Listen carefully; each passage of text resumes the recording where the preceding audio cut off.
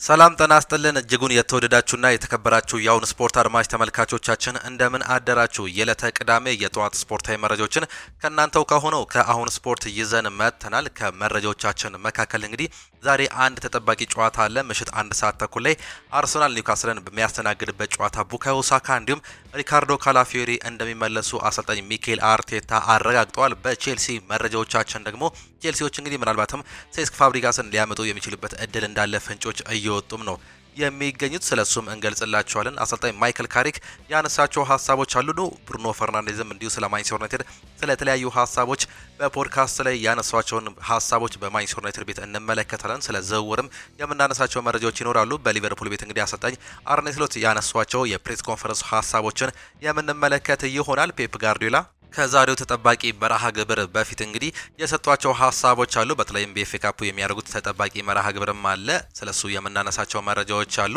የተለያዩ ሀሳቦችን በሰፊው የምናጋራችሁ ይሆናል። ብቻ እናንተ እስከ መጨረሻው ድረስ ከኛ ጋር ቆዩ። እኛም ወደ ፕሮግራሞቻችን እንለፍ። ተወዳጆቹ የአውሮፓ ሊጎች ዛሬም የሚመለሱም ይሆናሉ። ዛሬ የሚደረገው የእንግሊዝ ፕሪሚየር ሊግ 5 ያክል ጨዋታዎች ይደረጋሉ። ከቀን 8 ሰዓት ተኩል እስከ ምሽት 1 ሰዓት ተኩል የሚጀምሩ ጨዋታዎችን የምንመለከት ይሆናል። በስፔን ላ ሊጋ ባርሴሎና እንዲሁም ደግሞ አትሌቲኮ ማድሪድ ጨዋታዎችን የሚያደርጉም ይሆናሉ። አትሌቲኮ በሜዳው ባርሴሎና ከሜዳቸው ውጪ እንዲሁ የሚደረጉ ጨዋታዎች አሉ። በጣሊያን ሴሪኤ፣ በኤፍኤ ካፑ፣ በጀርመን ቡንደስሊጋ እንዲሁም ደግሞ በፈረንሳይ ሊጓን የሚደረጉ ሰፊ መርሃ ግብሮችን የምንመለከት ይሆናል። ቅድሚያ የእንግሊዝ ፕሪሚየር ሊግን እንመልከት። የእንግሊዝ ፕሪሚየር ሊግ ዛሬ በክራቨን ኮቴጅ ቀን 8 ሰዓት ተኩል ላይ ፉላም አስቶን ቪላን የሚያስተናግድበት ተጠባቂ መርሃ ግብርም አለ። ከሜዳቸው ውጪ አሰልጣኝ ኡናይ ኤምሬ ከባድ ፈተና የሚገጥማቸው ሲሆን ይህን ጨዋታ በማሸነፍ ከማንቸስተር ዩናይትድ በላይ መቀመጥ አለብን፣ ሶስተኛችንን ማስመለስ አለብን ሲሉ እየገለጹም ነው የሚገኘው። ይህ ጨዋታ ቀላል ይሆንላቸዋል ወይ? ሌላኛው አጠያቂም ጉዳይ ነው። አስቶን ቪላ ካለፉት 5 ጨዋታዎች ሁለቱን ጨዋታ ነው ማሸነፍ እየቻሉት፣ በሁለቱ ሽንፈት አስተናግዷል። አንዱን ባቻ ውጤት ነው ማጠናቀቅ እየቻሉት። ፉላምን ስንመለከት ሁለቱን አቻ ሁለቱን ሽንፈት አንዱ ደግሞ ድል ማድረጋቸውን ነው የተመለከተው። ማይክል ኦሊቨር የዛሬው የዋና ዳኝነቱን የሚመሩ ሲሆን እንግዲህ ፖል ሃዋርድ የቫር ዳኝነቱን የሚመሩ ዳኛ መሆናቸው እንዲሁ የተገለጸም ጉዳይ ነው። በታሪክ በተገናኙበት ጊዜ አስቶን ቪላ 30 ጊዜ ማሸነፍ እየቻለ ሲሆን ፉላም 27ቱን 22ቱን ደግሞ በአቻ ውጤት ነው ማጠናቀቅ እየቻሉት። የመጀመሪያውን ዙር ጨዋታ በቪላ ፓርክ ፉላምን እንግዲህ 3-1 በሆነ ውጤት የአሰልጣኝ ኡናይ ኤምሬው ቲም ማሸነፉን እናስታውሳለን። በዛሬው ጨዋታ ላይ በፉላም በኩል አሌክስ ኢዮቢ፣ ቴቴ እንዲሁም ደግሞ ኬቨን ሳንቶስ በጉዳት ምክንያት አይገኙም። በአስቶን ቪላ በኩል ደግሞ ካማራና ኤድዋርድ ናቸው በጉዳት ምክንያት የማይገኙት። በዛሬው ጨዋታ ላይ ከሚጠበቁ ተጫዋቾች መካከል እንግዲህ ሞርጋን ሮጀርስ 9 ጎልና 5 አሲስት በማስመዝገብ ከሚጠቀሱ ተጫዋቾች መካከል ይጠቀሳሉ። እንግሊዛዊው አጥቂ ኦሊ ዋትኪንስ 11 ጎልና 2 አሲስቶችን አስመዝግቧል። ኤሚሊያኖ ቤንዳ 5 ጎልና 2 አሲስት፣ ጆ ማጊን ደግሞ 4 ጎልና 3 አሲስት በማስመዝገብ በዚህ ዓመት ጥሩ እንቅስቃሴ ያደረጉ የአስቶን ቪላ ተጫዋቾች ናቸው። በፉላም በኩል ሃሪ ዊልሰን 10 ጎልና 6 አሲስት ያስመዘገበም ተጫዋች ነው። ራውል ሃይሜኔዝ 9 ጎልና 3 አሲስት አስመዝግቧል። አሌክስ ኢዮቢ በዛሬው ጨዋታ ላይ ባይገኝም 4 ጎልና 3 አሲስት ያስመዘገበ ተጫዋች ነው። ቹኬዛ የሻሙኤል ቹኬዛ የሚባለው ተጫዋች 3 ጎልና 4 አሲስት በማስመዝገብ በፉላም ቤት የሚጠቀሱ ተጫዋቾች ናቸው። ይህ ጨዋታ ለሁለቱም ክለቦች ወሳኝ ያደርገዋል። አስቶን ቪላ እንግዲህ ይህንን ጨዋታ በማሸነፍ ወደ 3ኛ ደረጃነት የመምጣት እድል ይኖረዋል። ማንቸስተር ዩናይትድ እስኪጫወትም ማለት ነው። ፉላምም እንግዲህ ይህን ጨዋታ የሚያሸንፍ ከሆነ 48 ነጥብ በመያዝ እንግዲህ እስከ 9ኛ ደረጃ ድረስ የመምጣት እድልም ይኖረዋል። ይህንን እድል ለመጠቀም ዛሬ እንዲሁ የሚፋለም ይሆናል። በአውሮፓ ሊጎች ላይ ለመሳተፍ እንግዲህ የሚያደርጋቸው ጥረቶች ፉላምም አለበት። ይህንንም ለመጠቀም ሲል በሜዳቸውና በደጋፊዎቹ ፊት በክራቨን ኮቴጅ የሚያደርጉት ተጠባቂ መርሃ ግብሮች ናቸው እንግዲህ ዛሬ የምንመለከትም የሚሆነው። ሌላኛው ሁለቱ የወራጅ ቀጠና ክለቦች ወልቨርሃምፕተን ከቶተናም ሆትስፐር ጋር የሚያደርጉት መርሃ ግብር ይጠበቃል። 20ኛ ደረጃ ከ18ኛ ደረጃ ነው የዛሬው ጨዋታ የሚደረገው በሞሊኒው በወልቨርሃምፕተን ስቴዲየም የሚደረግ ጨዋታ ሲሆን ዋና ዳኛ አንቶኒ ቶሬር ይህንን ጨዋታ የሚመሩት ይሆናል። የቫር ዳኛው ፒተር ባንክስ ናቸው እንግዲህ የተሰየሙት። እነዚህ ሁለቱ ክለቦች የሚያደርጉት ጨዋታ እጅግ ወሳኝ ነው። በእርግጥ ወልቨርሃምፕተን መውረዱን አረጋግጧል። በርንሌም እንዲሁ ማረጋገጡን እናስታውሳለን። አንድ ቲም ብቻ አልታወቅም 18ኛ ሆኖ ወደ ሻምፒዮንሺፕ የሚወርደው የዚህ ዓመት ያልታወቀ ክለብ ነው። በአሁኑ ሰዓት ላይ 18ኛ ደረጃ ላይ የሚገኘው የሰሜን ለንደኑ ቶተናም ሆትስፐር እንግዲህ በአሰልጣኝ ሮቤርቶ ዲዘርቢ እየተመራ ከዚህ ማቅ ውስጥ ለመውጣት ዛሬ ሶስተኛ መርሃ ግብሩንም የሚያደርግ ነው የሚሆነው። ተጠባቂ መርሃ ግብርም ያደርገዋል። ይህ ጨዋታ የዛሬው ጨዋታ እንግዲህ የምንጠብቀው ነው የሚሆነው። ቶተናሞች ከሜዳቸው ውጪ ነው የዛሬውን ጨዋታ የሚያደርጉት። የዛሬውን ጨዋታ የሚያሸንፉ ከሆነ እንግዲህ ጥሩ ተስፋን ሰንቀው እንግዲህ ቀጣይ ጨዋታዎችን በማሸነፍ በእንግሊዝ ፕሪሚየር ሊግ የመቆየት እድል ይኖራቸዋል። ነገር ግን ይህ ከባድ ጨዋታም ነው የሚያደርገው። ያለፉትን 5 ጨዋታዎች ማሸነፍም አልቻሉም። 31 ነጥብና 11 የግብ ዕዳ በመያዝ 18ኛ ደረጃ ላይ ተቀምጧል። ዌስትሃም በአሁኑ ሰዓት ላይ እንግዲህ 33 ነጥብና 17 የግብ ዕዳ ነው መያዝም የቻሉት። ቶተንሃም ሆትስፐር ከዌስትሃም ያላቸው የነጥብ ልዩነት 2 ብቻ ነው። ይህም እንግዲህ ከዌስትሃም ጋር ያላቸውን እጅግ ፉክክር የምንመለከት ይሆናል። ይህ ጨዋታ ቀን 11 ሰዓት ላይ ነው የሚጀምረው። በ34ኛ ሳምንት መርሃ ግብር የምንመለከት ነው የሚሆነው። በዛሬው ጨዋታ ላይ በጉዳት ምክንያት የማይገኙ ተጫዋቾችን ስንመለከት በወልቨርሃምፕተን በኩል የሮሰን ሞስኬራ፣ ጆሴሳ እንዲሁም ደግሞ ዶሄርቲና ጎንዛሌዝ በጉዳት ምክንያት አይገኙም። ሌላኛው በቶተንሃም ሆትስፐር በኩል እንግዲህ ወሳኞች ተጫዋቾች ጉዳት ላይ ይገኛሉ። በረኛው ጉሌርሞ ቪካሪዮን ጨምሮ ካፒቴኖ ክሪስቲያን ሮሜሮ፣ መሐመድ ቅዱስ፣ ዊልሰን ኦዶበርት፣ ቤን ዴቪስ እንዲሁም ደግሞ ዲያን ክሎዞቭስኪ በጉዳት ምክንያት በዛሬው ጨዋታ ላይ የማይገኙ ተጫዋቾች ናቸው። እንደ ጀምስ ማዲሰን ያሉ ተጫዋቾች ከጉዳት ቢመለሱም እንግዲህ ነገር ግን ወደ ሜዳ እንደማይገቡ ነው የተገለጸው። ገና ወደ ፊትነስ ለመመለስ ብዙ እንደሚቀራቸው እየተገለጸም ይገኛል። ብራዚሊያዊ ተጫዋች ሪቻርልሰን 9 ጎልና 3 አሲስት ያስመዘገበ ሲሆን ዣቪ ሲሞንስ 5 አሲስትና 2 ጎል በማስቆጠር እንግዲህ ይጠቀሳል። መሐመድ ቅዱስ በርካታ ጊዜ ሆኖታል ከዚህ ቲም ከተለያየ በጉዳት ምክንያት፣ ነገር ግን አሁንም 5 ጎልና 2 አሲስት በማስመዝገብ የሚጠቀስ የቶተንሃም ተጫዋች ነው። ክሪስቲያን ሮሜሮ ካፒቴኑ የመሃል ተከላካይ ስፍራ ተጫዋች 4 ጎልና 1 አሲስት ያስመዘገበም ተጫዋች ነው። በወልቨርሃምፕተን በኩል ደግሞ ስንመለከት አሮ ኮዳሬ 3 ጎልና 1 አሲስት በማስመዝገብ እንግዲህ በወልቨርሃምፕተን ብዙ ጎሎች አስቆጠረ የሚባለው ተጫዋች ነው። ሮድሪጎ ጎሜዝ 3 ጎሎችን እንዲሁ አስቆጥሯል። የዛሬውን ጨዋታ እንግዲህ የምንጠብቀው ነው የሚሆነው። በተለይም በቶተንሃም ሆትስፐር በኩል በአሰልጣኝ ሮቤርቶ ዲዘርቢ በኩል እንግዲህ ከባድ ጫናን ይዘው ነው ወደ ሰሜን ለንደን የተጓዙት። ይህንንም እንግዲህ ውጤት ይቀይሩት ይሆን?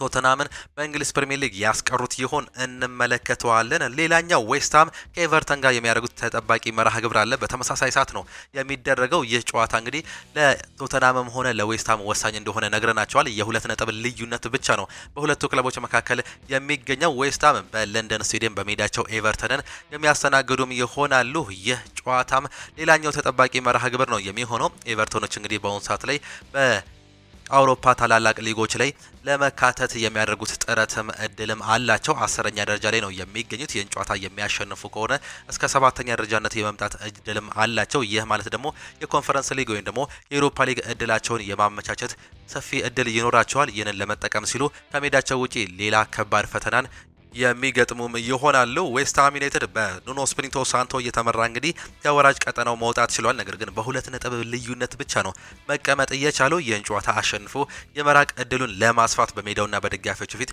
ይህንን ወሳኝ ጨዋታ ነው የሚያደርገው። እርስ በርስ በተገናኙበት በታሪክ ኤቨርተን 73 ጊዜ ማሸነፍ የቻለ ሲሆን 35ቱን ባቻ ውጤት 44ቱን ደግሞ ዌስትሃም ማሸነፉን ነው የተመለከትነው። ፋቢያንስኪ በረኛው ብቻ ነው በዛሬው ጨዋታ ላይ በዌስትሃም በኩል የማይገኘው። በኤቨርተን በኩል ስንመለከት ጃክ ግሪሊሽ እንዲሁም ደግሞ ጀራርድ ብሬዝዌይት በጉዳት ምክንያት አይገኙም። ጃሮድ ቦን 8 ጎልና 8 አሲስት አስመዝግቧል። 16 የጎል ተሳትፎ እንግዲህ በዚህ ዓመት በ33 ጨዋታዎች ላይ ማድረግም ችሏል። ሌላኛው ሰመርቬይል ነው። ይህ ተጫዋች በዚህ ዓመት ከመጣ በኋላ 5 ጎልና 1 አሲስት በማስመዝገብ ይጠቀሳል። ካሎሚ ዊልሰን የቀድሞ የኒውካስል ተጫዋች 5 ጎልና 1 አሲስት ያስመዘገበ ሲሆን ሌላኛው ኤቨርተን ነው። ኬናን ዲዊሪሃል 7 ጎልና 4 አሲስት ያስመዘገበ ሲሆን ቤቶ 8 ጎልና 1 አሲስት፣ ኢልማን ንጄ 6 ጎልና 3 አሲስት፣ ጃክ ግሪሊሽ 6 አሲስት እና 2 ጎል ያስመዘገቡ ተጫዋቾችም ናቸው። ይህም ጨዋታ ቀን 11 ሰዓት ላይ የሚጀምር ይሆናል። በመርሲሳይድ በሊቨርፑል የሚደረገው ጨዋታም አለ። ክሪስታል ፓላስን በሜዳቸው በአንፊልድ ነው የሚያስተናግዱት። አሰልጣኝ አርኔ ስሎት በአውሮፓ ቻምፒየንስ ሊግ የመሳተፍ ብቸኛ እድላቸው ይህ ብቻ ነው። በእርግጥ በአሁኑ ሰዓት ላይ 5ኛ ደረጃ ላይ ነው የሚገኙት። ነገር ግን ይህንን ነገር ማረጋገጥ ይኖርባቸዋል በእንግሊዝ ፕሪሚየር ሊግ ለመቆየት። በተለይም አሰልጣኙ አሰልጣኝነት ዙፋናቸው እንዳይነጠቅ ይህንን ነገር ማድረግ እንዳለባቸው በርካቶቹም ነው የሚያነሱት። ዛሬ በ34ኛ ሳምንት መርሃ ግብር በአንፊልድ የሚያደርጉት ጨዋታ የሚጠበቅ ሲሆን እንግዲህ ሊቨርፑል ከክሪስታል ፓላስ 11 ሰዓት ላይ የምንመለከት ይሆናል። ክሪስታል ፓላሶች ከሜዳቸው ውጪ ወደ አንፊልድ በመምጣት ከባድ ጨዋታም የሚያደርጉም ይሆናሉ። ሊቨርፑል 55 ነጥብና 11 ንጹህ ጎል በመያዝ እንግዲህ አምስተኛ ደረጃ ላይ ተቀምጧል። ያለፉትን ሁለት ተከታታይ ጨዋታዎች ማሸነፋቸውን እናስታውሳለን። ክሪስታል ፓላስ በ43 ነጥብ እንዲሁም በአንድ የግብ ዕዳ እንግዲህ 13ኛ ደረጃ ላይ መቀመጣቸውን ነው የተመለከትነው። በተለይም ሊቨርፑል ያለፈውን ጨዋታ በመርሲሳይድ ደርቢ ከሜዳቸው ውጪ በሂል ዲኪንሰን ስቴዲየም ኤቨርተንን ማሸነፋቸው ጥሩ መነቃቃት ያደርገዋል። ከዛ በፊት ደግሞ በዚሁ በአንፊልድ ስቴዲየም ሁላምን አስተናግደው 2-0 ማሸነፋቸው የቅርብ ጊዜ ተውስታችን ነው። ይህም እንግዲህ ወደ ሪትሙ እንዲገቡ ሌላኛው እድል የሚሰጣቸው ጨዋታም ያደርጓል። እርስ በርስ በተገናኙበት ጊዜ 36 ጊዜ ሊቨርፑል ያሸነፈ ሲሆን ክሪስታል ፓላስ 17 ጊዜ ብቻ ነው ማሸነፍ የቻለው። 13ቱን በአቻ ውጤት ማጠናቀቅም ችለዋል። በዛሬው ጨዋታ ላይ በጉዳት ምክንያት አሊሰን ቤከር እንዲሁም ጆርዲ ማማርዳሽቪሊ የመገኘት እድላቸው ጠባብ መሆኑ ነው የተገለጸው። ሁጎ ኤኪቲኬ እንዲሁ በጉዳት ምክንያት አይገኝም። ኮነር ብራሌ፣ ዋታሮ ኢንዶ እንዲሁም ጆቫኒ ሊዮኔ በጉዳት ምክንያት የሊቨርፑልን የዛሬው ጨዋታ ላይ የማይሳተፉ ተጫዋቾች ናቸው። በክሪስታል ፓላስ በኩል አዳም ዋርተን በጉዳት ምክንያት የማይገኝ ተጫዋች ነው። ይህ የመሃል ሞተር በዛሬ ጨዋታ ላይ አለመኖሩ ጉዳት ያደርጓል ለኤቨርተኖች። ለክሪስታል ፓላሶች ኤዲ ኒኪታ እንዲሁ ጉዳት ላይ ያለ ተጫዋች ሲሆን ዋሳርድና ዱግሁሬም እንዲሁ ያልተነሱ ተጫዋቾች መሆናቸው ተገልጿል። ዣን ፊሊፔ ማቴታ በክሪስታል ፓላስ በኩል 10 ጎሎችን በማስመዝገብ በዚህ ዓመት ይጠቀሳል። ኢስማኤል አሳር ይህ አፍሪካዊ ተጫዋች 7 ጎልና 1 አሲስት ያስመዘገበ ሲሆን ዳንኤል ሙኖዝ 3 ጎልና 2 አሲስት አስመዝግቧል። በሊቨርፑል በኩል እንግዲህ በጉዳት ላይ የሚገኘው ሁጎ ኤኪቲኬ 11 ጎልና 4 አሲስት አስመዝግቦ ነበር። ግብጻዊ ፈርጥ ሙሐመድ ሳላህ 7 ጎልና 6 አሲስት ያስመዘገበ ሲሆን ኮዲ ጋክፖ 6 ጎልና 5 አሲስት፣ ዶሚኒክ ሶቦዝ ላይ ደግሞ 5 ጎልና 4 አሲስት አስመዝግቧል። ልብ በሉ ዶሚኒክ ሶቦዝ ላይ በዚህ ዓመት እንግዲህ ከ8 ወር ውስጥ 5ቱን የወሩ ምርጥ ተጫዋች በመባል በሊቨርፑል ቤት የተጠቀሰው ወይም ደግሞ የተመረጠው ተጫዋች ነው። በዛሬውም ጨዋታ ላይ ልዩነት ይፈጥራሉ ተብሎ ከሚጠበቁ ተጫዋቾች መካከል ግንባር ቀደሙ ሆኖም ይጠቀሳል። ሌላኛው ምሽት 1 ሰዓት ተኩል ላይ አይኖች ሁሉ ወደ ለንደን ወደ እንግሊዝ ወደ ፍላይ ኤሚሬትስ እንግዲህ የሚያቀኑም ይሆናሉ። አርሰናል ከኒውካስል ዩናይትድ በርካቶቹ የሚጠብቁት ጨዋታ ነው። ይህ የሞት ሽረትን ጨዋታ በኤሚሬትስ ስቴዲየም የምንመለከት ይሆናል። ሳሙኤል ባሮት ዋና ዳኝነቱን የሚመሩ ሲሆን ጃሬድ ግሌት ደግሞ የቫር ዳኝነቱን እንደሚይዙ ነው እየተገለጸም የሚገኘው። በርካቶቹ ይህን ጨዋታ የሚጠብቁት ዋነኛ ምክንያት እንግዲህ አርሰናሎች ያለፉትን ተከታታይ ጨዋታዎች ተሸንፈው እንግዲህ ከማንቸስተር ሲቲ በነጥብ እኩል ሆነው በደረጃ ደግሞ ወደ ሁለተኛ ደረጃነት ወርዷል። ይህን ጨዋታ የሚያሸንፉ ከሆነ ግን ወደ ዙፋናቸው ይመለሳሉ። በዚህ ጨዋታ ሽንፈት የሚያስተናግዱ ወይም አቻ የሚወጡ ከሆነ ራሳቸው ውስጥ ማነቆ ወይም ደግሞ ከባድ ነገር ውስጥ የሚገቡም ነው የሚሆኑት። ያለፉትን ጨዋታ በማንቸስተር ሲቲ በበርንሞዝ በተመሳሳይ 2-1 በሆነ ውጤት ተሸንፈውም ነበር። ይህ ከባድ ነገር አምጥቶባቸውም ነበር በአሰልጣኝ ሚኬል አርቴታ ጊዜም። ይህም ነገር እንግዲህ ምናልባትም ዛሬ ይቀየራል የሚል እምነት እንዳላቸው ተገልጿል። በኒውካስል ዩናይትድ በኩል በዚህ ዓመት አሰልጣኝ ኤዲ ሃው ጥሩ ጊዜን እያሳለፉ አይገኙም። ያለፉትን ተከታታይ 3 ጨዋታዎች እንኳን ብንመለከት 3ቱንም ተሸንፈዋል። 3ቱንም በተመሳሳይ 2-1 በሆነ ውጤት ነው የተሸነፉት። በሰንደርላንድ፣ በክሪስታል ፓላስ እንዲሁም ደግሞ በበርንሞዝ ነው የተሸነፉት። ይህን ጨዋታ ግን ወደ ጨዋታ ለመመለስ ትልቅ እድል ይሰጠናል። ይህን ጨዋታ ለማሸነፍ ከባድ ፈተና ቢሆንብንም ግን በኤሚሬትስ ይህንን ነገር ማሳካት እንደምችል ከዚህ በፊት ተመልክተናል ሲሉ ነው እየገለጹ የሚገኙት። ይህንን ጨዋታ በርካቶቹም የሚጠብቁት ጨዋታ ነው። በታሪክ በተገናኙበት ጊዜ አርሰናል 87 ጊዜ በማሸነፍ እንግዲህ የታሪክ የበላይነት ያላቸው ሲሆን 72ቱን ደግሞ ኒውካስል ዩናይትድ አሸንፏል። 39 ጊዜ ደግሞ በአቻ ውጤት ነው ማጠናቀቅ የቻሉት። የመጨረሻ የእርስ በርስ ግንኙነታቸውን ስንመለከት ሁለቱን ኒውካስል ዩናይትድ ያሸነፈ ሲሆን በ3ቱ የመጨረሻ እርስ በርስ ግንኙነቶች ግን አርሰናል የበላይነትም አለው። የቅርብ ጊዜ የበላይነቱንም እንዲሁ እያሳየም ነው የሚገኘው። ይህ ጨዋታ ተጠባቂ የሚያደርገው ዋነኛው ምክንያት ይህ ነው። አሰልጣኝ ሚኬል አርቴታ በአሁኑ ሰዓት ላይ ራሳችንን አረጋግተን በጨዋታዎች ላይ ማሸነፍ እንችላለን፣ አሁንም ለጨዋታው ብቁ ነን ሲሉ ነው እየገለጹም የሚገኙት። ዋንጫውንም እንግዲህ ለማንሳት ካሁኑ ይህንን ነገር መጠቀም እድላቸውን ማስፋት እንዳለባቸው ይገለጻል። ይህን ጨዋታ የሚሸነፉ አቻ የሚወጡ ከሆነ እንዲሁም ማንቸስተር ሲቲ ቀሪ ጨዋታዎችን የሚያሸንፉ ከሆነ እንግዲህ በነጥብ በልጠው ነው ከአርሰናል በላይ ከፍ ብለው አንደኛ ደረጃነታቸውን እንዲሁ የሚያጠናክሩም የሚሆኑት። ይህንን እድል ላለመስጠት አርሰናል በሜዳውና በደጋፊዎች ፊት ካሁን በኋላ ምንም አይነት ሽንፈት ማስተናገድ አይጠበቅበትም። የሚቀጥሉትን ተከታታይ 5 ጨዋታዎች እንግዲህ የማሸነፍ ግዴታ ውስጥ ገብቶ ነው አርሰናል ጨዋታዎችን የሚያደርገው። ይህም ጨዋታ እንግዲህ ዛሬ የሚጀምር ይሆናል። 1 ሰዓት ተኩል ምሽት የምንመለከትም ነው የሚሆነው። በዛሬው ጨዋታ ላይ ጁሊያን ቲምበር እንዲሁም ሚኬል ሜሪኖ ከጨዋታው ውጪ መሆናቸው የተረጋገጠ ሲሆን በአርሰናል በኩል እንደ ትልቅ ነገር የሚሰማው የቡካዮ ሳካና የሪካርዶ ካላፊዮሪ ወደ ቡድን ስብስብ ውስጥ መመለሳቸው ነው። በተለይም የቡካዮ ሳካ መመለስ እንግዲህ አርሰናልን እጅግ በብዙ ነገር ይጠቅማል ተብሎ ይጠበቃል። አርሰናል በቡካዮ ሳካ ጨዋታ ውስጥ ባለበት ሰዓት ላይ 73% የማሸነፍ ንጻሬ ያለው፣ እሱ በሌለበት ሰዓት ላይ ግን 45% ብቻ ነው የማሸነፍ ንጻሬ ያለው። ይህም እንግዲህ ምን ያህል አርሰናል ቤት ቡካዮ ሳካ ወሳኝ ተጫዋች መሆኑን የሚያሳይም ነው የሚሆነው። ይህንንም እንዲሁ እንመለከታለን። ጁሊያን ቲምበርግን በዛሬው ጨዋታ ላይም እንደማይገኝ አሰልጣኙ አረጋግጧል። ሌላኛው በኒውካስል ዩናይትድ በኩል እንግዲህ ወሳኝ ተጫዋቾች በጉዳት ምክንያት አይገኝም። አንቶኒ ጎርደን በዛሬው ጨዋታ ላይ እንደማይገኝም ተረጋግጧል። ጆኤሊንተንም እንዲሁ በጉዳት አይገኝም። ቲኖ ሊቨርማንቶም ይህም የክንፍ ተከላካይ ጉዳት ላይ ያለ ሲሆን ፋቢያን ሻር ደግሞ ኤሚል ክራፍትም በጉዳት ምክንያት እንደማይገኙ ነው የተገለጸው። የነዚህ ወሳኝ ተጫዋቾች በተለይም አንቶኒ ጎርደን፣ ጆኤሊንተን፣ ቲኖ ሊቨርማንቶ አለመኖራቸው የኒውካስል ዩናይትድን እንግዲህ ቲም ሊያሳሳው እንደሚችል ነው እየተገለጸ የሚገኘው። ብሩኖ ጉማሬዝ ግን መመለሱ መረጃዎች እንዲሁ እያሳዩም ይገኛሉ። ተጠባቂውን ጨዋታ ማን ያሸንፋል? ሀሳብ አስተያየታችሁን ኮመንት ቦክስ ላይ ልታጋሩን ትችላላችሁ። በእነዚህ ክለቦች ውስጥ ጥሩ እንቅስቃሴ ያደረጉ ተጫዋቾችን እንዲሁም ደግሞ በጎል ተሳትፎ ጥሩ ላይ ያሉ ተጫዋቾችን ስንመለከት ቪክተር ዮከረስ በአርሰናል በኩል 12 ጎሎችን በማስቆጠር በዚህ ዓመት ይጠቀሳል። በ33 ጨዋታ ሊያንድሮ ትሮዛርድ 5 ጎልና 5 አሲስት፣ ቡካዮ ሳካ 6 ጎልና 3 አሲስት፣ ዲክላን ራይስ 4 ጎልና 5 አሲስት በማስመዝገብ ይጠቀሳል። በኒውካስል ዩናይትድ በኩል ደግሞ ብሩኖ ጉማሬዝ 9 ጎልና 4 አሲስት ቢያስመዘገበ ሲሆን ኒኮ ዋልተማዴ ጀርመናዊ አጥቂ 7 ጎልና 3 አሲስት አስመዝግቧል። አንቶኒ ጎርደን 6 ጎልና 2 አሲስት፣ ሃርቬ ባርንስ ደግሞ 5 ጎል በማስመዝገብ በዚህ ዓመት እንግዲህ በሁለቱም ክለቦች መካከል የሚጠቀሱ ተጫዋቾች ናቸው። ይህን ጨዋታ እንድታዩም ጋበዝ ናችሁ። ሌላኛው ወደ ስፔን ላሊጋ ስናመራ በስፔን ላሊጋ 4 ያክል ጨዋታዎች የሚደረጉም ይሆናሉ። ዲፖርቲቮ አላቬዝ ማዮርካን የሚያስተናግድበት መርሃ ግብርም አለ። ሄታፌ ባርሴሎና የሊጉን መሪን የሚያስተናግድም ይሆናል። በዚህ ጨዋታ ላይ እንግዲህ ላሚን ያማል እንደማይኖር ይታወቃል። ከዚህ በኋላ እንግዲህ ለባርሴሎና በዚህ ዓመት እንደማይጫወት ከተረጋገጠ በኋላ እንግዲህ ባርሴሎናዎች ሌላ መፍትሄን ይዘው የሚቀርቡም ነው የሚሆኑት።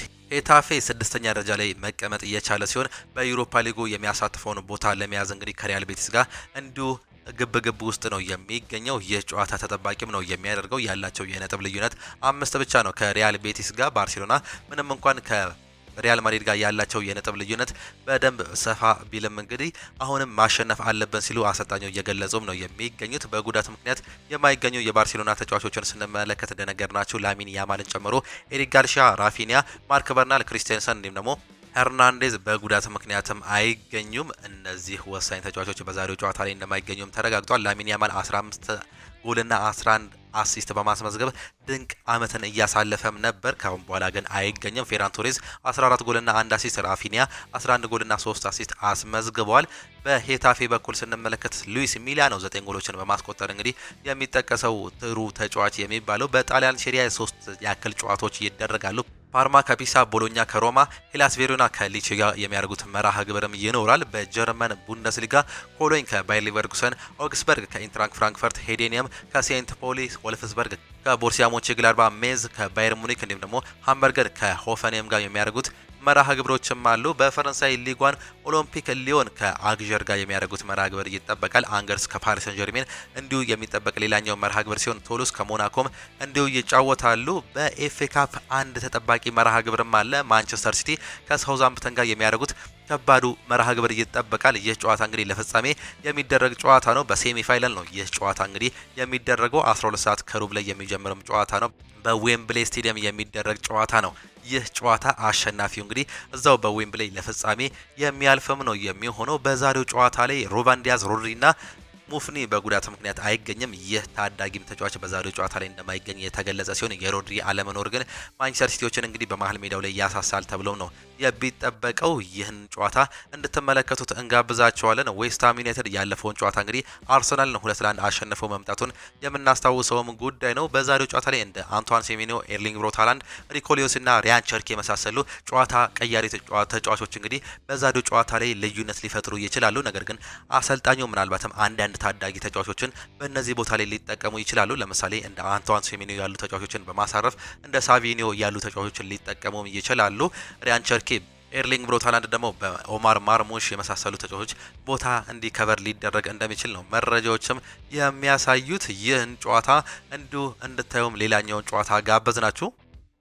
ከጨዋታ ጠቆሞቻችን ወጣ ስንል ደግሞ የተለያዩ የክለብ እንዲሁም ደግሞ የተለያዩ መረጃዎችን ደግሞ የምናጋራቸውም ነው የሚሆነው። ቅድሚያ የአርሰናል መረጃዎችን በመመልከትም እንጀምር። ኒውካስል ዩናይትድ የተጫዋቾችን ግልጋሎት እንደማያገኝ ግልጽም ተደርጓል። ኒውካስል ዩናይትድ ከአርሰናል ጋር በሚያደርገው መርሃ ግብር የቁልፍ ተጫዋቾችን ግልጋሎትም አያገኝም። በጨዋታው ላይ አንቶኒ ጎርደን፣ ቲኖ ሊቨርማንቶ እንዲሁም ደግሞ ጆሊንተን በጉዳት ምክንያት እንደማይገኙ አሰልጣኝ ኤዲ ሃውም አሳውቋል። ቲኖ ሊቨርማንቶ በጉዳት ምክንያት ከቀሪው የውድድር ዓመት ውጪ መሆኑ ነው የተገለጸው። ተጫዋቹ ለዓለም ዋንጫ መድረስ አለመድረሱ ለማወቅ ተጨማሪ የሕክምና ምርመራ እንደሚደረግለትም ተገልጿል። አንቶኒ ጎርደን በበኩሉ በሚቀጥለው ሳምንት በብራይተን ጨዋታ ሜዳ ላይ ይመለሳል ተብሎ እንደሚጠበቅ አሰልጣኝ ኤዲ ሃው መናገራቸውን የሰማን ሲሆን ይህን ጨዋታ ግን ለማሸነፍ ነው የምንገባው። ከተከታታይ 3 የእንግሊዝ ፕሪሚየር ሊግ ሽንፈት በኋላ ወደ ድል ለመመለስ ትልቅ እድል ተፈጥሮልናል። ይህንንም አርሰናልን በሜዳው ማሸነፍ ነው። ጥሩ መነሳሳትን ይዘን ጥሩ ጨዋታን በማድረግ ጨዋታውን ማሸነፍ እንችላለን፣ አርሰናልን ማሸነፍ እንችላለን ሲሉ አሰልጣኝ ኤዲ ሃው መናገራቸውን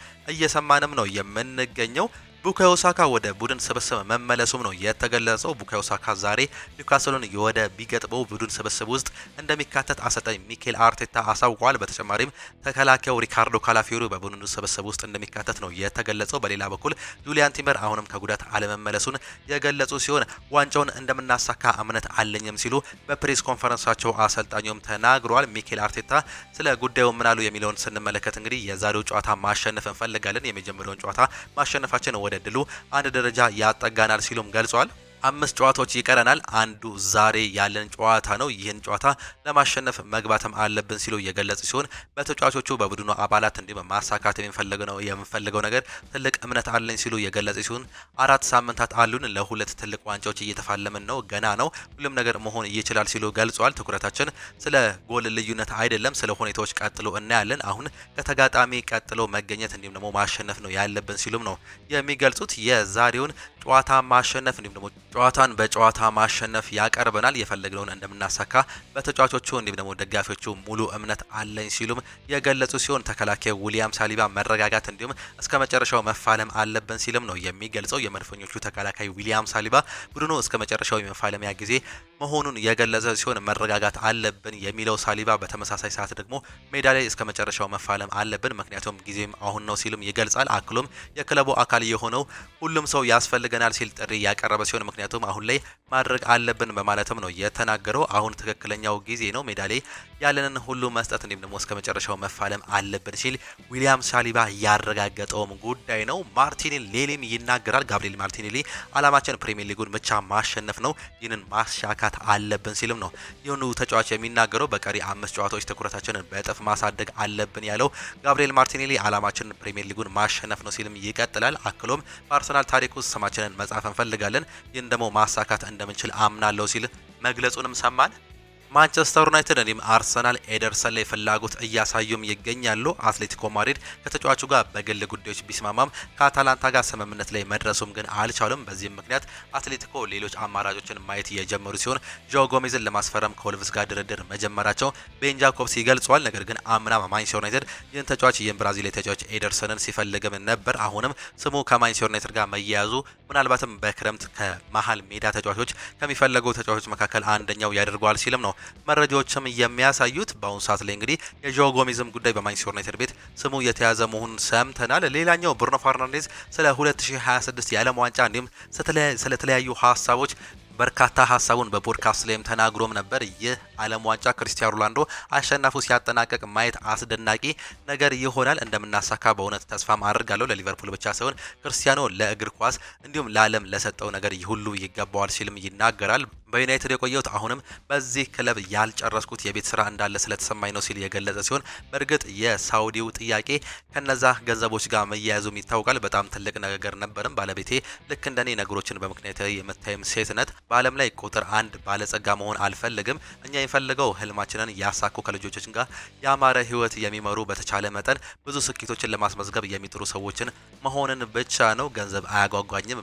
ባለቤቴ በዚህ ክለብ ህልሞችን አሳክታል ብላ ትጠይቀኛለች። ይህ ንግግሯ እሷም ልክ እንደኔው አላማ እንዳላት ስለምትገነዘብ ነው። ይህንንም ነገር ማሳካት እንፈልጋለን፣ ክለቡ በአስቸጋሪ ሁኔታ ውስጥ እያለ ጥዬ መሄድ መቼም አልፈልግም ሲል ብሩኖ ፈርናንዴዝ እንግዲህ አሁንም ከማንቸስተር ዩናይትድ እንደማይለቅም በቃሉም አረጋግጧል። ብሩኖ ፈርናንዴዝ ስለ ማይክል ካሪክም ሲናገር በጣም ጥሩ ውጤቶችን አስመዝግበናል፣ ፕሪሚየር ሊጉ በጣም ከባድ ነው፣ አሁን ላይ ጥሩ የሚባል ደረጃ ላይ እንገኛለን፣ ካሪክ ሲመጣ በዚህ ደረጃ በሶስተኛ ደረጃነት እንሆናለን ብለን በጭራሽ አላሰብንም ነበር። ማንቸስተር ዩናይትድ እየተቸገረ ባለበት ወቅት ቡድኑን ለቄ መውጣት አልፈለኩም ሲልም ይናገራል። የእንግሊዝ ፕሪሚየር ሊግን ማሸነፍ እፈልጋለሁ፣ ሻምፒዮንስ ሊግን እንዲሁ ማሳካት እፈልጋለሁ፣ የፍላጎቴ በጭራሽ አልለበቀውም ሲል ብሩኖ ፈርናንዴዝ መናገሩን ነው የሰማነው። ሌላኛው ማቲያስ ደሊት በምን ሁኔታ ላይ እንዳለም ነው እየተገለጸ የሚገኘው።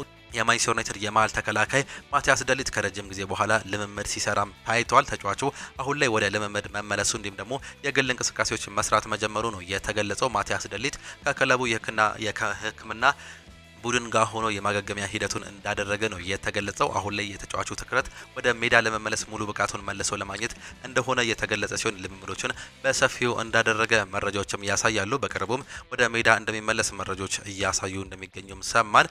ሌላኛው ኡናይ ኤምሬ ከዩናይትድ ሶስተኛ ደረጃን ለመውሰድ መፋለም አለብን ሲልም ነው የሚገልጸው። የአስቶን ቪላ አሰልጣኝ ኡናይ ኤምሬ ሶስተኛ ደረጃን ከማንቸስተር ዩናይትድ መውሰድ እንደሚፈልጉ የገለጹ ሲሆን ለሶስተኛ ደረጃ ላይ እንፋለማለን ያሉት አሰልጣኙ እዚህ ከመጣው 3 ዓመት አለፈኝ፣ እስካሁን ያንን ነገር ማድረግ አልቻልኩም፣ አሁን ግን ይህን ነገር ማሳካት እፈልጋለሁ፣ በዩሮፓ ሊጉ ፍጻሜ ደርሰን ዋንጫውን ማሳካትም እፈልጋለሁ ሲሉ መናገራቸውንም ሰምተናል። ሴስክ ፋብሪጋስ ወደ ቼልሲ መሄድ ከፈለገ መሄድ ይችላል ሲሉ ይናገራሉ። የኮሞ ፕሬዚዳንት አሰልጣኝ ሴስክ ፋብሪጋስ ወደ ቼልሲ መሄድ ከፈለገ መሄድ ይችላል ሲሉም ነው የገለጹት። ፕሬዚዳንቱ በንግግራቸውም ይህ የሚያስደስተው ከሆነ የሱ ውሳኔ ነው ሲሉም ይገልጻሉ። ሁሉም ሰው እንዳይለቅ እንፈልጋለን፣ ነገር ግን ወደ ቼልሲ የሚፈልግ ከሆነ በነፃ መሄድ ይችላል፣ ይህንን ነገር እንፈቅድለታለን ሲሉም ነው የገለጹት። አሰልጣኝ ሊያም ሮዚኔርን ያሰናበተው ቼልሲ አዲስ አሰልጣኝ ለመሾም እንግዲህ በክረምት እያነጋገረም ይገኛል። በአሁኑ ሰዓት ላይ በኮሞ ድንቅ ጊዜውን እያሳለፈ የሚገኘው የቀድሞ የቼልሲና የአርሰናል ተጫዋች የሆነው ሴስክ ፋብሪጋስ አሁን ስሙ ከቀድሞ ክለቡ ጋር ከቼልሲ ጋር እየተገናኘም ነው የሚገኘው። ነገር ግን አሁን ስለ ቼልሲ ማሰብ ሞኝነት ነው ሲልም ይገልጻል። የኮሞ አሰልጣኝ ሴስክ ፋብሪጋስ ስማቸው ከቼልሲ ጋር ስለ መያያዙ ተጠይቆም ነበር። ሴስክ ፋብሪጋስ በምላሹም ምንም የምለው ነገር የለም፣ አሁን ላይ ስለሱ ማሰብ ሞኝነት ነው ሲልም ነው የገለጸው። አክሎም የክለቡ ፕሬዚዳንት ምን እንደተናገሩ እስካሁን አላየሁም፣ የኮሞ አሰልጣኝ ሆኜ እቀጥላለሁ፣ ሌላው ነገሮች ግን ከባድ ነው ሲሉ እየገለጹ እንደሚገኙ በአሰልጣኙ በኩል ሰማን። አሰልጣኙ የሚፈልገው ቼልሲ እንግዲህ የተለያዩ ስሞችን እያስነሳም ይገኛል። እንደ ኡናይ ኤምሬ ያሉ አሰልጣኞችን ምናልባትም በቼልሲ ቤት ልንመለከታቸው እንደምችል መረጃዎች እያሳዩ ቢሆንም ኮሞ ግን ይህን አሰልጣኝ እለቃለሁ ቢልም አሰልጣኙ መልቀቅ እንደማይፈልግ መረጃዎችም ያሳያሉ። ሮይኪንም ይናገራል። ሃላንድ አልወድቅም ቢሉም አባቱ ግን ይወድቅ ነበር ሲል ይናገራል። የቀድሞ የማንቸስተር ዩናይትድ ተጫዋች ሮይኪን ኤርሊንግ ሃላንድ በጋብሪኤል ተመተው ስላለመውደቁ ተጠይቆም ነበር። ሮይኪን በመላሹ አባቱ ግን ሲነሳ ይወድቅ ነበር ሲል ከሃላንድ ወላጅ አባት ጋር ስለነበረው ታሪካዊ ነገር አንስቶም ነበር። በሮይኪን እንዲሁም ደግሞ ሃላንድ አባት መካከል ምን ተፈጥሮ እንደነበር ለማስታወስ ያክል እንግዲህ ከዓመታት በፊት ሮይኪን በሃላንድ አባት አልፌ ሃላንድ ላይ ሰርቶት የነበረው ጥፋት በሊጉ ታሪክ አሰቃቂ ተብሎም ይታወሳል። የሃላንድ አባት ቀደም ብሎ በነበረው ጨዋታ ሮይኪን ላይ ጥፋት ሰርቶ ወደሱ ተመልሶም ሰድቦትም ነበር። ይህ ኪን ያጋጠመው የኤሲኤል ጉዳት ምክንያት ወደ ሜዳ ለመመለስ 1 ዓመት ከግማሽን ፈጅቶበት እንደነበረም ይታወሳል። ከ4 ዓመታት በኋላ ሁለቱ ተጫዋቾች በማንቸስተር ደርቢ ጨዋታ የተገናኙ ሲሆን ይቅርታ ሮይኪንም አሰቃቂ ጥፋት በመስራት ተበቅሎትም ነበር። ሮይኪን በሰዓቱ የሃላንድ አባት እንዳናገረው ወደሱ ሄዶ የተሳደበ መሆኑን ቀይ ካርድ መመልከቱንም እንዲሁ ያስታውሳል። ይህ ጉዳት የአልፌ ሃላንድ እግር ኳስ ሕይወት ማብቂያ ምክንያት እንደነበረም ይታወቃል። አሁንም ድረስ አይጸጽተኝም ሲል ሮይኪን ይህንን ነገር እንግዲህ አሁንም እንደሚያነሳው ነው የተገለጸው። ሌላኛው የማንቸስተር ሲቲው አማካይ ሮድሪ ከሳውዛምፕተን ጨዋታ ውጪ መሆኑን ፔፕ ጋርዲዮላ ያረጋገጡ ሲሆን ከጨዋታው ውጪ ቢሆንም ነገር ግን እየተሻሻለ ነው ሲሉ ፔፕ ጋርዲዮላ ለአደጋ እንዲጋለጥ አንፈልግም በማለትም አረጋግጧል። በኤቨርተን የሊግ ጨዋታ ይመለስ እንደሆነ ሲጠይቁ እስካሁን አላውቅም፣ ተስፋ ግን እናደርጋለን ሲሉም ገልጿል። መጠንቀቅ አለብን፣ ከተጎዳ ለሚቀጥሉት ወሳኝ ጨዋታዎች እናጠዋለን። ሮድሪ በጣም አስፈላጊ ተጫዋቾችን ነው፣ ለዚህም ለሱ እጅግ ትላልቅ ጥንቃቄዎችን ማድረግ አለብን፣ በዛሬው ጨዋታ ላይ አይገኝም ሲሉ የገለጹ ሲሆን ሲሆን የዛሬውን ጨዋታ ለማሸነፍ እንገባለን። ዋንጫውን ማሳካት ህልማችን ነው። የካራባኦ ካፑን አሳክተናል። በኤፍኤ ካፑም እንዲሁ መቀጠል እንፈልጋለን። የእንግሊዝ ፕሪሚየር ሊግን ግን በሚቀጥሉት ጊዜ እንመለከታለን። አሁንም አርሰናል ሰፊ እድል አለው ሲሉ እየገለጹም ነው የሚገኙት። በሊቨርፑል በኩል እንግዲህ የበረኞች ቦታ እንግዲህ አሁንም አጠያቂ ይሆናል። ሁለቱም ተጫዋቾች ጉዳት ላይ እንዳሉም ይታወቃሉ። ሁለቱም ማለትም ጆርጂ ማማርዳሽቪሊ ከክሪስታል ፓላስ ጨዋታ ውጭ መሆኑ አሰልጣኙ አረጋግጧል። የቡድኑ ቁጥር 1 ግብ ጠባቂም እንዲሁ ጉዳት ላይ እንዳለ ነው የሚታወቀው። በዚህ ሰዓት ላይ ቁጥር 3 ግብ ጠባቂያቸውን ዝግጁ እንዳደረጉ መረጃዎች እያሳዩ ሲገኙ አሊሰን ቤከር ወደ ሜዳ ለመመለስ መቃረቡን የገለጹት አሰልጣኝ አርኔ ስሎት በዛሬው ጨዋታ መመለስ ከቻለ ግን እንመለከታለን ሲሉም ገልጿል። በሌላ በኩል ጆ ጎሜዝ በክሪስታል ፓላስ ጨዋታ ወደ ቡድኑ ለመመለስ ዝግጁ መሆኑንም እንዲሁ አረጋግጧል። በቅርቡ ያስመዘገበው ውጤት ተቀባይነት ያለው ነው ሲሉም እንዲሁ በፕሬስ ኮንፈረንሳቸው የገለጹ ሲሆን ባለፉት ሳምንታት ጨዋታዎች 16 ነጥቦችም ሰብስበናል ያሉት አሰልጣኙ ውጤቱ ተቀባይነት ያለው ነው ሲሉም ይገልጻሉ። ስለ ወደፊቱ ቆይታቸው የተጠየቁት አሰልጣኝ አርኔ ስሎት ትኩረቴ አሁን ላይ በማድረገው ነገር ላይ ብቻ ነው ሲሉም ነው የሚገልጹት። ስለሚቀጥለው የውድድር ዘመን ንግግሮች እንዲሁም ደግሞ አንዳንድ ነገሮች ተጠይቀውም ነበር። አሰልጣኙ እሱን ቀጣይ የምንመለከት ነው ሲሉም ነው እየገለጹ የሚገኙት። በተያያዘ ዜና አሰልጣኝ አርኔ ስሎት የሳምንቱ ምርጥ አሰልጣኝ መባላቸውም ተገልጿል። አሰልጣኝ አርኔ ስሎት ከሊግ ዳኞች ማህበር የሳምንቱ ምርጥ አሰልጣኝ ሽልማትም ተበርክቶላቸዋል። አሰልጣኙ ከሽልማት ያበቃቸው በመርሲሳይድ ደርቢ ጨዋታ ያስመዘገቡት ውጤት መሆኑም ተገልጿል። አሰልጣኝ አርኔ ስሎት ከፕሪሚየር ሊግ እንዲሁም ቻምፒየንሺፕ ጨምሮ ከሁሉም የሊግ አሰልጣኞች ባሳዩት አፈጻጸም መሆኑ ነው መረጃዎች የሚያሳዩት። ላሚን ያማል የወሩ ምርጥ ተጫዋችነትን ማሸነፍም ችሏል። የስፔን ላሊጋ የ2025-26 የውድድር ዘመን የወራ ሚያዝያ የወሩ ምርጥ ተጫዋች ይፋም የተደረገ ሲሆን በዚህ መሰረት የባርሴሎናው ታዳጊው ፈርጥ ላሚን ያማል የወሩ ምርጥ ተጫዋች በመባልም ተሸልሟል። ላሚን ያማል በወሩ ባደረጋቸው 3 ጨዋታዎች 2 ጎሎችን አስቆጥሮ 2 አሲስት ማድረጉም ይታወቃል። ይህ ተጫዋች እንግዲህ በውድድር ዘመኑ እንደማይመለስ ነው የተገለጸው። ለዓለም ዋንጫ ግን ብቁ ይሆናል ተብሎ ነው የሚጠበቀው። እጅጉን የተወደዳችሁና የተከበራችሁ የአሁን ስፖርት አድማጭ ተመልካቾቻችን ለዛሬ የነበረን ስፖርታዊ መረጃዎቻችን ይህንን እየመስሉ ነበረ። ፕሮግራሞቻችንን እንዴት አያችኋቸው? ሀሳብ አስተያየታችሁን ኮመንት ቦክስ ላይ ልታጋሩን ትችላላችሁ። የዛሬ የአሁን ስፖርት የጠዋት ፕሮግራሞቻችን በዚሁ የሚጠናቀቁም ይሆናሉ። ዛሬ የሚደረጉ ጨዋታዎችን ለማስታወስ ያክል እንግዲህ ፉላም ከአስቶን ቪላ ቀን 8 ሰዓት ተኩል ላይ የሚጀምረው የ34ኛ ሳምንት የእንግሊዝ ፕሪሚየር ሊግ ተጠባቂ መርሃ ግብርም አለ። ወልቨርሃምፕተን ከቶተናም እነዚህ ሁለቱ የወላጅ ቀርዳና ክለቦችም የሚጠበቅ ጨዋታ አለ። በሞሊኒዮ ስቴዲየም ነው የሚደረገው። ዌስትሃም ከኤቨርተን፣ ሊቨርፑል ከክሪስታል ፓላስ፣ አርሰናል ከኒውካስል የሚደረጉ ተጠባቂ መርሃ ግብሮች ናቸው። እነዚህን ጨዋታዎች እንድታዩ እንጋብዛቸዋለን። በስፔን ላ ሊጋ ሄታፌ ባርሴሎናን ያስተናግዳል። አትሌቲኮ ቢልባኦ ከአትሌቲኮ ዲ ማድሪድም እንዲሁ የሚያደርጉት ተጠባቂ መርሃ ግብሮችም ናቸው። በኤፍኤ ካፑ ማንቸስተር ሲቲ ከሳውዛምፕተን ጋር የሚያደርጉት ተጠባቂዎችን መርሃ ግብሮች እንዲሁ እንድትመለከቱ ጋበዝናችሁ። የዛሬ ፕሮግራሞቻችንን ግን በዚሁ የምናጠናቀቅ ነው የሚሆነው።